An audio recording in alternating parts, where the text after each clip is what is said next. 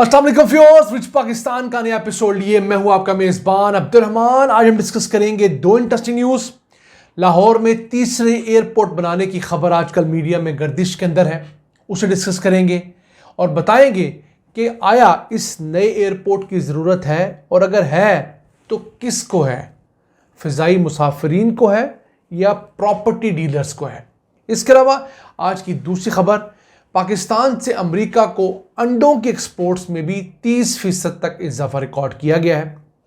ये खबर मेरे लिए भी नहीं है कि अब पाकिस्तान को तकरीबन 1 दर्जन ममालिक को अंडे एक्सपोर्ट करता है। किन किन ममालिक को कितने अंडे एक्सपोर्ट किए गए और कितने पैसे कमाए गए, ये प्रोग्राम के दूसरे हिस्से में डिस्कस करेंगे। लेकिन पहले चलते हैं आज की सबसे अहम खबर की तरफ। लाहौर में तीसरे एयरपोर्ट की तामीर की खबर अखबारात की जीनत बनी है और ये एयरपोर्ट रूडा के एरिया में बनाया जाना है। रावी अर्बन डेवलपमेंट अथॉरिटी, वो इदारा जो कि दरिया रावी के दोनों किनारों के ऊपर एक नया शहर बसा रहा है जो तकरीबन 46 किलोमीटर तवील होगा और दरिया रावी के दोनों जानिब 1,40,000 एकड़ रकबे पर मुहित होगा। इस शहर में 5,000 अरब रुपए की मजमूई सरमायाकारी एक्सपेक्टेड है। रियल एस्टेट के अंदर हुकूमत की जानब से इंफ्रास्ट्रक्चर जो लगना है वो तमाम का तमाम, और ये शहर 50 लाख लोगों के रहने के काबिल होगा।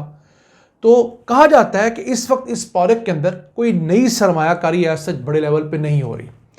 तो प्लानर ने सोचा कि ऐसा क्या किया जाए जिससे आम शहरियों का इस जानब रुझान हो जाए, क्योंकि जब से सैलाब आया है लोग दरिया रावी के इर्द गिर्द जो सोसाइटीज़ हैं वहाँ इन्वेस्ट करने से डर रहे हैं और उनका खदशा जनवन भी है। जैसे पार्क व्यू सोसाइटी के अंदर सैलाब घुस गया, थीम पार्क में तो 1 महीना पानी खड़ा रहा, तो एक खर्चा बड़ा जनवन है। तो उसके बाद बड़े दिमागों ने सोचा कि अगर यहाँ पर कोई एयरपोर्ट अनाउंस कर दिया जाए तो हो सकता है कि लोगों का इंटरेस्ट दोबारा से इस तरफ आ जाए। ये तो फैक्ट है कि पाकिस्तान में जिस जगह पर एयरपोर्ट अनाउंस होता है, खा वो जंगल बयाबान ही क्यों ना हो, उसके इर्द गिर्द फौरी तौर पर हाउसिंग सोसाइटीज़ उगना शुरू हो जाती हैं। दुनिया में लोग एयरपोर्ट से दूर घर बनाना पसंद करते हैं ताकि जहाज़ों का शोर जो है उससे बचा जा सके। हमारी बदकिस्मती है कि हम लोग एयरपोर्ट को बहुत एक लुक्रेटिव जगह सबर करते हैं और एयरपोर्ट के करीब 3 घर बना लेते हैं, बल्कि एयरपोर्ट को उन हाउसिंग सोसाइटीज़ के ज़रिए घेर लेते हैं जहां पर सुकून होना चाहिए। 2 वजूहात की वजह से, एक नॉइज़ पोल्यूशन की वजह से कि जहाज़ जब टेक ऑफ करता है, लैंड करता है, अच्छा खासा शोर होता है, ज़मीन तक उसको फील करती है। और दूसरी रीज़न ये होती है कि खुदा न खास्ता जहाज़ टेक ऑफ करते साथ ही या लैंडिंग करते हुए जब ज़्यादा चांसेस होते हैं गिरने के, तो बजाय आबादी के गिरने के इर्द गिर्द मौजूद खाली जगह पर गिरे, वहाँ मौजूद घरों का नुकसान ना हो। जिस तरह कराची में PIA का जब जहाज़ गिरा था तो वो करीब मौजूद आबादी पर गिर गया था। लेकिन हमारे यहाँ अब ये शोशा छोड़ा तो ज़रूर गया है और ये मौजूदा एयरपोर्ट से कुछ 30 किलोमीटर दूर होगा।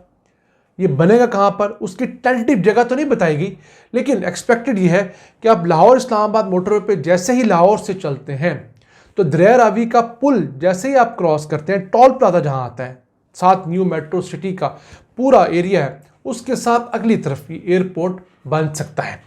और कहा जा रहा है कि अब इसे इस तरह सेल किया जाएगा कि शेखपुरा के लोगों को इससे फ़ायदा होगा, ननकाना साहब के लोगों को फ़ायदा होगा, फैसलाबाद तक के लोगों को फ़ायदा होगा, इधर से गुजरावाला, गुजरात, ये तमाम पट्टी को फ़ायदा होगा। और दूसरी तरफ अगर हम चले जाएं, क्योंकि ये M2 और M3 मोटरवे के संगम पे होगा, तो दूसरी तरफ लोगों को मुल्तान वाली साइड पे जो आबादी है उन्हें भी बड़ी हद तक फ़ायदा होगा। अब सवाल ये उठता है कि इससे पहले वाला एयरपोर्ट इस तरफ क्यों नहीं बनाया गया, वो लाहौर की परले नुक्कर पे क्यों बनाया गया जहां पर आबादी ना होने के बराबर थी। तो नाकिदीन ये कहते हैं कि उस वक्त मकसूद था DHA को प्रमोट करना, तो DHA प्रमोट हो गया, उस तरफ की तकरीबन बॉर्डर तक सारी ज़मीनें बिक चुकी हैं। तो फैसला किया गया है कि बजाय लोग पूरा शहर क्रॉस करके उधर जाएं, एक इस तरफ एयरपोर्ट बना दिया जाए। अब अगर ये एयरपोर्ट बनता है तो ये लाहौर का चौथा एयरपोर्ट होगा। पहला वॉल्टन वाला एयरपोर्ट जिस पर अब सेंट्रल बिजनेस डिस्ट्रिक्ट बन रहा है, वो एयरपोर्ट ख़त्म कर दिया गया है। दूसरा लाहौर का पुराना एयरपोर्ट जो कि अल्लामा इकबाल एयरपोर्ट से पहले एडजेसेंट था। तीसरा यह नया अल्लामा इकबाल इंटरनेशनल एयरपोर्ट जो अभी भी फुल कैपेसिटी पे नहीं चल रहा। एक नया एयरपोर्ट जो यकीनन 100-150 अरब रुपये से कम तो हरगिज़ नहीं होगा, शायद इससे ज़्यादा ही हो। आया पाकिस्तान के लिए वायबल है? मेरे लिहाज से तो बिल्कुल नहीं। मैं समझता हूँ इससे ज़्यादा ज़रूरी वो एयरपोर्ट्स हैं जो बहुत अरसे से अपग्रेडेशन का तकाजा कर रहे हैं। जैसे मीरपुर का एयरपोर्ट है आज़ाद कश्मीर के अंदर, आज़ाद कश्मीर में कोई एक भी ऑपरेशनल एयरपोर्ट नहीं है। इसी तरह मुल्क के दीगर हिस्सों में चंद एयरपोर्ट्स हैं जिन्हें अपग्रेड किया जाए। मसलन फैसलाबाद के एयरपोर्ट है, उस इलाके के लिए एक बहुत ख़ास चीज़ है। तो उम्मीद करते हैं कि हुकूमत इस जगह पर कई 100 अरब रुपए लगाने की बजाय पहले से मौजूद एयरपोर्ट्स को बेहतर करेगी ताकि लोगों का पैसा बचाकर नई जगह पर इन्वेस्ट किया जा सके। आइए चलते हैं आज की दूसरी अहम खबर की तरफ। पाकिस्तान से अमेरिका को अंडों के एक्सपोर्ट्स में 30% का इजाफा रिकॉर्ड किया गया है और इस साल 1 जुलाई से लेकर अब तक तकरीबन $2.3 मिलियन के अंडे हमने एक्सपोर्ट कर दिए हैं। और अगर आपको इनकी दर्जनों में तादाद बताई जाए तो एक 19 लाख दर्जन अंडे बनते हैं। अब पाकिस्तान यूएई को, बहरीन को, Hong Kong, Kuwait, Qatar, Somalia, Afghanistan को बाकायदगी से अंडे एक्सपोर्ट करता है। हम दुनिया में अंडे पैदा करने वाले 9वें बड़े मुल्क हैं, 9th नंबर पे हम आते हैं और हर साल हम लोग तकरीबन 23 अरब 82 करोड़ अंडे प्रोड्यूस करते हैं। हम लोग अंडे खाते कम हैं। एवरेज पाकिस्तानी साल में सिर्फ 46 अंडे खाता है, जबकि दुनिया के अंदर ये जो शरह है ये 300 अंडों की है एक शख्स की एक साल के अंदर। पाकिस्तान ने जो पिछले साल सबसे ज़्यादा अंडे एक्सपोर्ट किए वो थे यूएई को $1.7 मिलियन के, फिर अफगानिस्तान को $1 मिलियन के हम लोगों ने अंडे एक्सपोर्ट किए, हांगकांग को कोई $5.5 लाख के, बहरीन को कोई $3,29,000 के, कुवैत को इसी तरह $3 लाख के। तो एक लंबी लिस्ट है जिन्हें हम अंडे अब एक्सपोर्ट करते हैं। सिर्फ अंडे हम एक्सपोर्ट नहीं करते बल्कि लिक्विड अंडे भी एक्सपोर्ट करते हैं।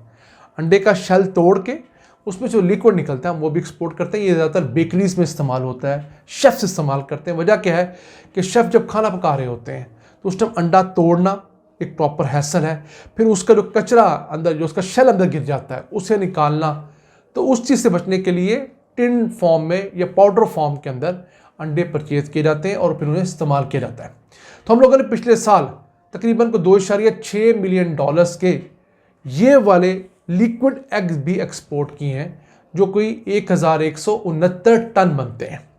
तो पोटेंशियल हमारे पास बहुत है। देखना ये चाहिए कि एक्सपोर्ट की वजह से कहीं हमारी लोकल मार्केट में कीमत तो नहीं बढ़ रही। नो डाउट इस वक्त पंजाब के हद तक तो अंडों की प्राइस 330 रुपये दर्जन है, जबकि मुर्गी 1 किलो जो है जिंदा वो 300 रुपये से कम है।